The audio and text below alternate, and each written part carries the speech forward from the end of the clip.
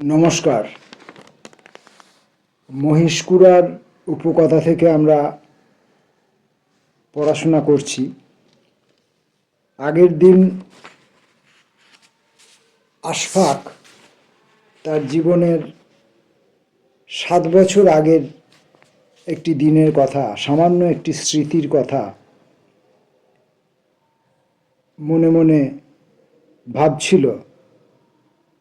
যেদিন সে মাঠের মধ্যে ঘরবাড়ি, জোতজমা, হলুদ ফসল এইসবের মধ্য দিয়ে সে হেঁটে চলেছিল, সেই সময় জঙ্গলের মধ্যে একদল মানুষকে দূর থেকে অস্পষ্টভাবে দেখেছিল। তাদের চিৎকার চেঁচামেচি শুনতে পেয়েছিল। মনে হয়েছিল ওরা হয়তো নিজেদের মধ্যে কোলাহল করছে।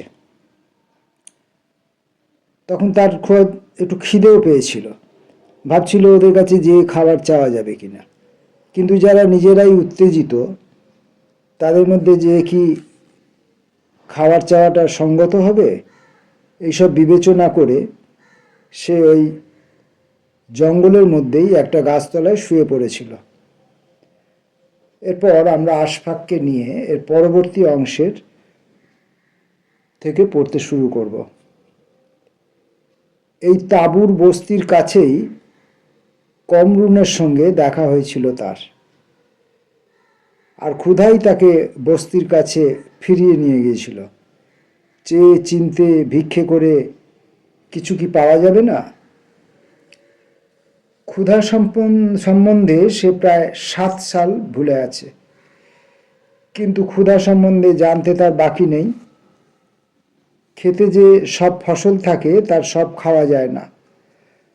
ফলের ক্ষেত আর কয়েকটা, মানুষ শুধু ফল খেয়েও বাঁচে না। কঠিন অসুখ করে, আর তখন মনে হয় চুরি করে কাঁচা কাঁচা শুঁটি আর ফল খাওয়ার পাপেই অসুখ। শহরে তৈরি করা খাবার পাওয়া যায়, কিন্তু পয়সা লাগে। চেয়ে চিনতে খাওয়ার জায়গা সেটা নয়।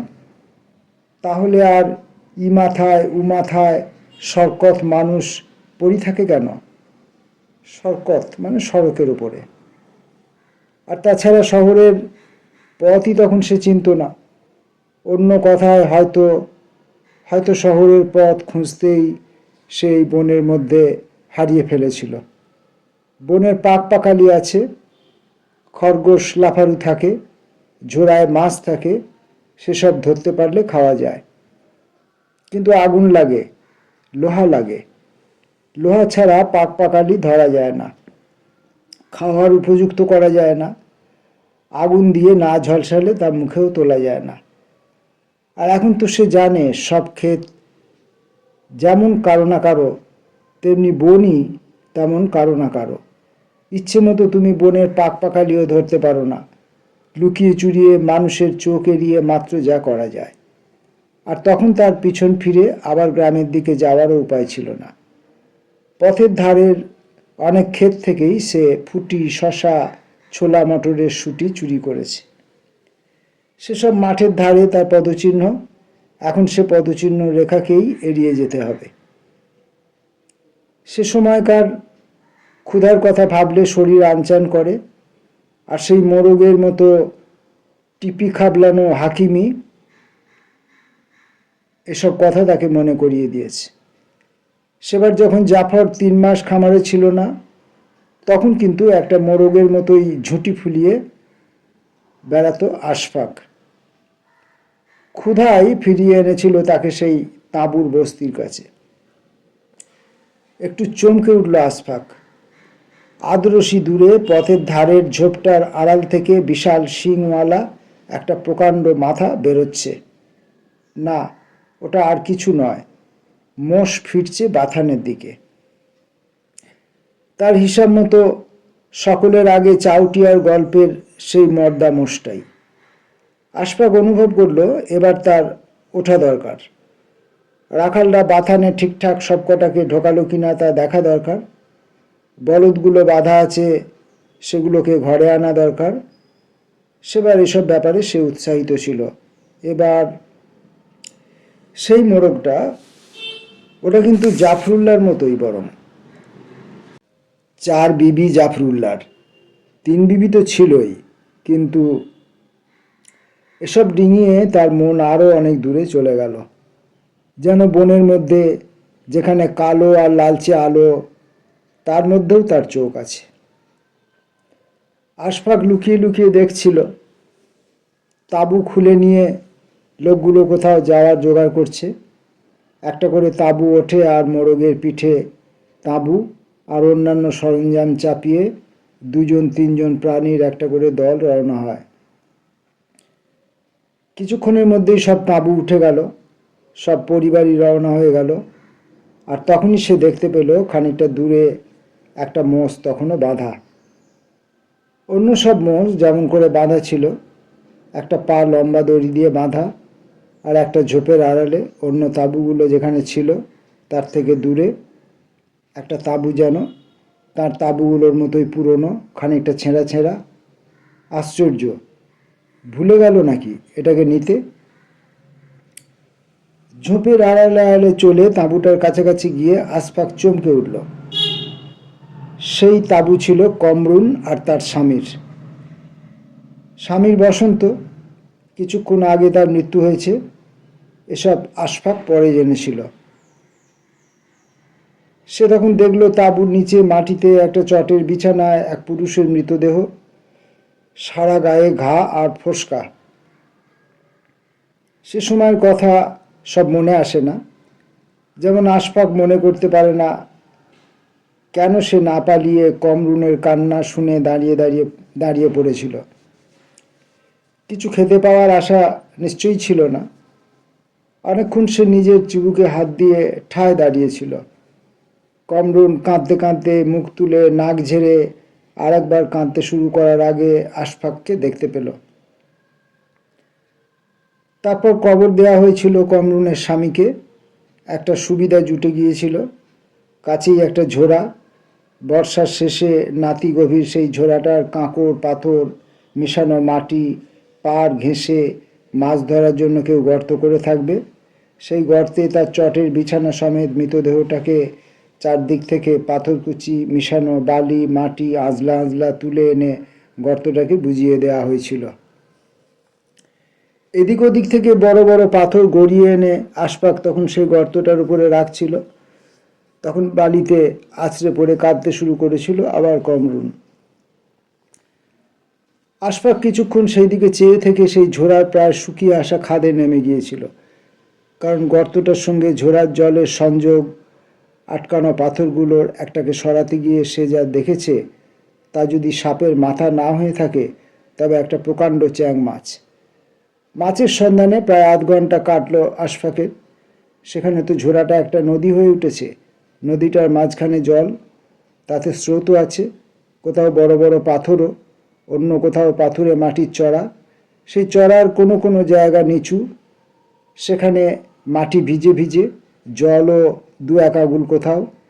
এইসব জায়গায় কুচকুচে কালো সাপের মতো চেহারার কুচলা মাছ পর্যন্ত গর্ত করে থাকে। সারা গায়ে কাদা মেখে 1/2 হাত 1.25 হাত কয়েকটা চ্যাং গজার একটা হাত দেড়েক লম্বা কুজলা মাছ ধরে ঘণ্টাখানেক পরে আশফাক তাঁবুর দিকে ফিরল।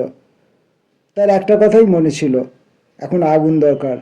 মাছগুলো রান্না করতে পারলে ভালো ছিল, আর তা না হলে অন্তত পোড়াতে হবে। আর আগুন এই মেয়েটার কাছে থাকতে পারে। সে তাঁবুর অবস্থানে পৌঁছে দেখল কমরুন তাঁবু খুলছে। আশফাক এখন বুঝতে পারে তখন কামরুনকে আগুনের কথা বলা, মাছ পোড়ানোর কথা বলা খুব বোকামি হয়েছিল। কমরুন বলেছিল মরা ছোঁয়ার পরে স্নান না করে কেউ খায় না, বিশেষ করে সেই বসন্তের মরা। তারপর তাঁবুতে যা কিছু ছিল, বেদ বাঁশের ঝুড়ি চুপড়ি সরু সরু বাঁশের কয়েকটা লাঠি কয়েকখান শাড়ি লুঙ্গি এমনকি তাঁবুর কাপড় তাঁবু কাটানোর বাঁশ সব না ধুয়ে বাউরিয়ারা খায় না, কমরুন খাবে না। তখনই আশফাক জেনেছিল যাকে কবর দেয়া হলো সে কমরুনের স্বামী, তার বসন্ত হয়েছিল। কমরুন গোপন রাখতে চেষ্টা করেছিল। কাল বিকেলে অবস্থা খারাপ হতে শুরু করলো। সন্ধ্যায় জানাজানি হয়। তাদের দলের অন্য লোকেরা বলেছিল কমরুন ইচ্ছা করলে তাঁবু আর মোষ নিয়ে তাদের সঙ্গে চলে যেতে পারে, এখানে থাকলে সকলে মরবে। তারপর আজ ভোর না হতে হতে সকলে চলে গিয়েছে। যে লোকটা মরছে তাকে ফেলে কমরুন কী করে যাবে? এখন সে দেখছে যারা যাওয়ার সময়ে তার তাঁবুর মূল্যবান জিনিস কিছু নিয়ে গিয়েছে। খাওয়াটা অত সহজ ব্যাপার নয়। যে মাছগুলো সেদিন খাওয়া হয়নি, কমরুন তার তাঁবুর সব কিছু নদীর জলের ধারে নিয়ে গিয়ে এক এক করে ধুতে শুরু করলো। এক ফাঁকে আশফাককে বলল, তোমারও গা ধোয়া করেন। আশফাকের মনে ততক্ষণে এই অজানা রোগের আতঙ্ক এসেছিল। সে ঝোড়ায় স্নান করতে নেমেছিল। খাওয়ার ব্যাপারটা সোজা নয়। কমরুনই বরং কতগুলো সরু সরু বাঁশের টুকরো নিয়ে বেরিয়ে গিয়েছিল সন্ধ্যার আগে। আশফাককে দূরে থাকতে বলে সে নদীর ধারে ধারে এগিয়ে গিয়েছিল। বক সাবধানী শিকারী, কিন্তু বকের চাইতেও সাবধানী কমরুন। একটা বাঁশের টুকরোয় আর একটাকে লাগিয়ে সরু লম্বা একটি নল দিয়ে তৈরি করে সেই গাছের উপরে বসা একটা বককে ঠুকে দিয়েছিল। সেই বকটাকে পুড়িয়ে খেয়েছিল কমরুন, আর আশফাককেও দিয়েছিল খেতে। কমরুন বলেছিল সে রাতটা নাকি খুব ভয়ের। তাঁবু ধোয়া হলেও তাঁবুতে থাকা যাবে না। কমরুন বনে কোথাও গিয়ে ঘুমাবে। আশফাকের অনেক দূরে কোথাও চলে যেতে বাধা কোথায়? মৃত সম্বন্ধে একটা ভয় মানুষ মাত্রেরই আছে। আশফাক বনে ঢুকে দেখেছিল মোষটা সারা দিনে ধারে কাছে সব ঘাস খেয়ে ফেলেছে। সে সেটা দড়ি খুলে নিয়ে একটা ঝোপের পাশে বেঁধে দিল। সে জানতো এই ঝোপের পাতা খেতে মোষেরা ভালোবাসে। সে মোষের কাছাকাছি শুয়ে পড়েছিল। বনে পোষা মোষ মস্ত সহায়। জন্তু জানোয়ারের আসা যাওয়া বিষয়ে মানুষকে সতর্ক করতে পারে। সে ঘুমানোর আগে একবার ভেবেছিল কমরুনের কথা। মোষটা কমরুনের। সে রাত কাটাতে কোথায় বা আশ্রয় পেল? কমরুনের স্বামীকে কবর দেওয়ার পরের দিন যা ঘটেছিল তার মতো আশ্চর্য ব্যাপার আর কিছু নেই। প্রথমে ঘুমের পর আশফাক একবার উঠেছিল। অন্য দিন যেরকম হয় না তেমন একটা ভয় ভয় করছিল। শাল গাছের ফাঁক দিয়ে আবছা এক রকমের আলো, তাতে গাছপালার আকার বোঝা যায় না, চেনা যায় না। সে দেখেছিল মোষটা একটা ঝাঁকড়া গাছের তলায় কয়েক হাত দূরে শুয়ে আছে। সে উঠে গিয়ে মোষটার কাছাকাছি তার পিঠে ঘেঁষে শুয়েছিল। ভোর রাতে পাশ ফিরতে গিয়ে সে চমকে উঠেছিল। কিছুক্ষণ থেকেই তার ঘুমটা হালকা হয়ে এসেছিল। এতক্ষণ সে অনুভব করেছিল মোষের গায়ে তার গায়ে লাগছে। বুকের কাছে হাত দিয়ে চমকে উঠে বসল, কারণ তার হাতে যা লেগেছে তা হয় মানুষের মাথা কিংবা অন্য কোনো জন্তুর পশম ঢাকা শরীর। সে ভোর ভোর আলোতে দেখতে পেয়েছিল তার আর মোষটার পিঠের মধ্যে যে হাতখানেক ফাঁক, সেখানে শুয়ে ঘুমাচ্ছে কমরুন। তা সেদিন কমরুনের ঘুম তখন খুবই গভীর ছিল বলতে হবে। আশফাকের চমকানি, ওঠা বসা, নড়াচড়া কিছুই সে টের পেল না। সুখ, তাপ, হয়তো কয়েকদিনের না ঘুমানো, উদ্বেগের শান্তি, এসবই তাকে সেদিন নেশার মতো বিবশ করেছিল। কিন্তু কি আশ্চর্য! ভোরে উঠে দেখল আশফাক, কোথায় সেই বায়দানি, কোথায় তার মোষ? যে জায়গায় ভিজে তাঁবুটা বাঁশের আড়ে টাঙিয়ে দিয়েছিল শুকাতে, সে জায়গায় বকটাকে পুড়িয়েছিল। নদীর ধারের সেই উঁচু পাড়টায় দুই হাঁটুর উপরে হাত দিয়ে ঘের তৈরি করে তার মধ্যে আশফাকের মাথা গুঁজে বসে থাকাও তার তুলনায় কিছু আশ্চর্য নয়। খুব ভোর থেকে উঠেই তাহলে কমরুন রওনা হয়ে গিয়েছে? কি ভেবে আশফাক ঝোড়ার পাড় ধরে হেঁটে চলল? তাকে কি কমরুনকে খুঁজতে যাওয়া বলা চলে? নদীর ধারে ধারে এক প্রহর চলে কমরুনের বাঁশের টুকরোটিকেও দেখতে পেল আশফাক। তার পাশে দুটো ডাহুক দড়িতে বাঁধা, একটা তখনও নড়ছে। কিছু দূরে বনের ধারে পিঠের দুপাশে বোঝা ঝোলানো মোষটাকেও দেখা গেল। সেটা গলা বাড়িয়ে ঘাস খেয়ে চলেছে। কিন্তু কমরুন কোথায়? অবশেষে তাকে দেখা গেল একটা বড় পাথরের আড়ালে সারি পাথরে রেখে সে স্নান করছে। পাহাড়ি নদী, ঝোড়া বলা চলে না আর, স্বচ্ছ জল, স্নানের উপযুক্তই বটে। নদীর আসল স্রোত নয়, বরং তিত্তির করে স্রোত চলছে এমন একটা বাঁক, কিন্তু গভীরতা একটু হাঁটুর বেশি নয়। গলা পর্যন্ত জলে ডুবিয়ে রাখবে কমরুন, তার উপায় নেই। কমরুন স্নান করে উঠে এসে আশফাককে দেখে হেসে ফেলেছিল। কিছুক্ষণের মধ্যেই ডাহুক দুটোকে পুড়িয়ে খাওয়া হয়েছিল। কমরুন এতক্ষণ কি সেলাই করছিল, এখন শুয়ে পড়েছে তাঁবুর ছায়ায়। দুপুরে এখন আর কি কাজ? বিস্ময়ের মতো শোনালেও জন্মদরিদ্র আশফাক সে প্রথম এক রত্ন দেখেছিল। নীলাভ বেগুনি রঙের মতো মেঘ মেঘ পাহাড়ের কোলে, সবুজ মেঘ মেঘ বনের মাথা, বাদামি রঙের সমান্তরাল সরল রেখার মতো গাছের গুঁড়ি, তার কোলে হালকা নীল নদীর জল। সেই নদী যেখানে সবুজে নীলে মিশানো, কখনো বা মোষ রঙের পাথরের আড়ালে বাঁক নিয়েছে, সেখানে সকালের চকচকে আলোয় নিরাবরণ এক বাঁকে ভরা জলে চকচকে মেয়ে মানুষের শরীর। তা এখন শাড়িতে ঢাকা আছে বটে, কিন্তু কি এক সর্বগ্রাসী মাধুর্য কমরুনের মুখে, তার কপালে, একটু খোলা ঠোঁট দুটিতে, নীল মিনা করা পিতলের নাক ফুলে, আধবোজা চোখ দুটিতে, যার কোণে হাসি জড়ানো মনে হয়। কেমন যেন অদ্ভুত শক্তিশালী টানে টানতে থাকে মানুষকে। আশফাক এখনো ভেবে পায় না কি করে তেমন সাহস হয়েছিল তার সেই দুপুরে। কমরুন তাকে চর থাপ্পড় কিছু মেরে থাকবে, কিন্তু সেই প্রথম আশফাক তার সেই রোগা রোগা 18-19 বছরের বুকে দারুণ সাহস আর শক্তি পেয়েছিল। তাঁবুর দরজার কাছে বসে তার একটা চোখে তখন সে কম দেখছে, নাক দিয়ে কিছু গড়াচ্ছে ভেবে হাত দিয়ে দেখেছিল রক্ত। কিন্তু তখন তার যে ভয় হয়েছিল তা এই যে সে কমরুনকে মেরে ফেলেনি তো। কিছু পরে কেউ তার নাম ধরে ডাকছে শুনে সে অবাক হয়েছিল। কমরুন বলেছিল, পানি ধর, মুখ ধো, নাকতর রক্ত দেখং।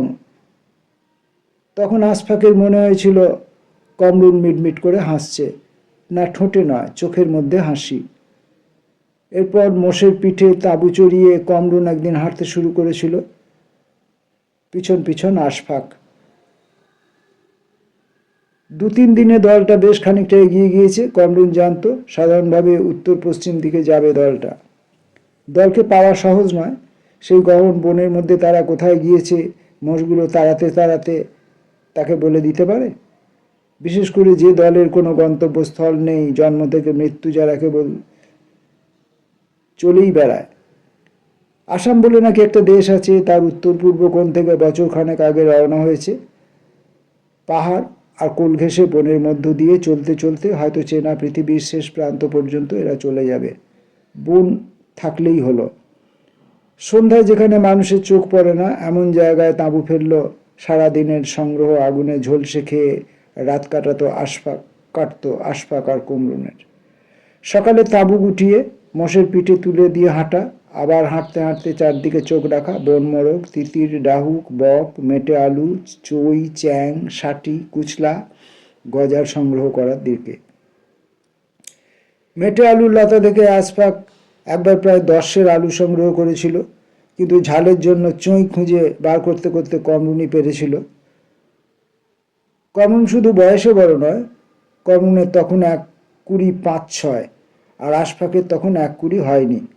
অনেক বিষয়েই আশফাকের তুলনায় অভিজ্ঞ। পাখি শিকার, সেই মাংসকে খাদ্যে পরিণত করা, এমনকি লোহা আর পাথর ঠুকে আগুন জ্বালানো, মাছ মাংস না পরিয়ে তাকে সুস্বাদু করা, সে আগুনে কলা গাছের ঠোঙা পুড়িয়ে ছাই তৈরি করে নুনের অভাব আর চই দিয়ে ঝালের অভাব পূরণ, সবই বুদ্ধিমান কমরুনের। একদিন আশফাক জিজ্ঞাসা করেছিল বনে তারা ভাত রুটি এসব খায় কিনা, খেলে কোথায় পায়। তা থেকে সেই দলটার জীবনযাত্রার পদ্ধতি আরও খানিকটা জানতে পেরেছিল। এরা লুকিয়ে চুরিয়ে বন থেকে মধু সংগ্রহ করে। বছরে কোনো কোনো সময়ে এদের মোষ এত দুধ দেয় যে তখন তা মাখন তৈরি করে। ধনেশ পাখি পেলে তার চর্বি সংগ্রহ করে রাখে।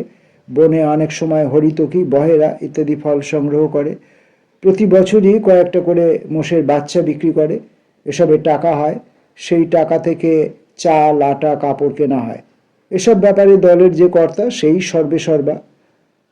তার কথা সকলেই মেনে নেয়, কারণ সে দলের ইতিহাস জানে, পশ্চিমা ভাষায় কথা বলতে পারে, অসম্ভব সাহস তার, আর সে কখনো ঠকে না, বরং বনের কোল ঘেঁষা কোনো গ্রামে হাটে কি বিক্রি করা যায়, কি কেনা যাবে, তা যেমন জানে, তেমন জানে কোন অসুখে কোন লতাপাতা লাগে।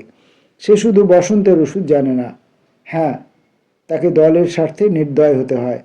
যাকে বসন্ত ধরে ফেলেছে তাকে তার মুখেই ছেড়ে দেওয়া উচিত। এ তো বাঘ নয় যে মোষ সাজিয়ে, আগুন জ্বালিয়ে, হাঁড়ি হাঁড়া পিটিয়ে চিৎকার করে মোষের বাচ্চাকে তাড়ানো যাবে। তখন বনের পথে চলা মাস দুয়েক হয়ে গিয়েছে। শীতটা পড়ে যেতে শুরু করেছে। বনে ঘাসের মধ্যে ফুল ফুটতে শুরু করেছে। কোনো কোনো গাছে নতুন পাতা, কোনো কোনো গাছে ফুলের কুঁড়ি। বনে পাখির সাড়া বেশি পাওয়া যাচ্ছে না। প্রায় শুকিয়ে ওঠা একটা ছোট ঝোড়ার কাছাকাছি অপেক্ষাকৃত শুকনো জায়গায় তাঁবু খাটিয়েছে কমরুন। তখন এ কাজে আশফাক তাকে সাহায্য করতে শিখেছে। সেদিন মোষটাকে তাঁবুর কাছাকাছি রেখে মাছের খোঁজে বেরিয়েছিল দুজনে। মাছ পাওয়ার আগে একটা মোটাসোটা তিতির পড়েছিল কমরুনের কাঠিতে। পরে ঝোড়ার কাদা খুঁচিয়ে দুটো কুচলা মাছ। এত বড় ধরার পরেও এমন কিলবিল করছিল তারা যে মনে হবে ছোবল কাটতে পারে। তিতির রাতের জন্য থাকবে ঠিক করে মাছ দুটোকে পাকাতে বসেছিল কমরুন। ছুরির লম্বা টানে মাথা থেকে লেজ পর্যন্ত চিরে ভেতরের নাড়ি ভুড়ি ফেলে দিয়ে ঝোড়ার দিকে গেল কমরুন। জল দিয়ে না ধুয়ে বরং শুকনো শুকনো এঁটেল কাদা দিয়ে মাছ দুটোকে এমন করে লেপে দিল যে সে দুটো যেন মাটির তৈরি লতা। তারপর পাথরে লোহা ঠুকে শুকনো ঘাসে আগুন জ্বেলে সে দুটোকে আগুনে ফেলে দিয়েছিল। ঘণ্টাখানেক পরে আগুন নিভে গেলে সে দুটোকে বার করে টোকা দিয়ে পোড়া মাটি ভেঙে ধোঁয়া ওঠা গরম গোলাপি মাংস নতুন পাতায় রেখে কমরুন আশফাককে খেতে দিয়েছিল। সুস্বাদু সেই মাছ খাওয়া হলে তারা ঝোড়ায় গিয়েছিল জল খেতে। ঝোড়ায় না নেমে জলের উপর ফুঁ দিয়ে ভেসে আসা পাতাটাকে সরিয়ে পশুর কায়দায় জল খেয়েছিল। তারপর বিশ্রামের সময়। আজ এতদূর পর্যন্ত। নমস্কার।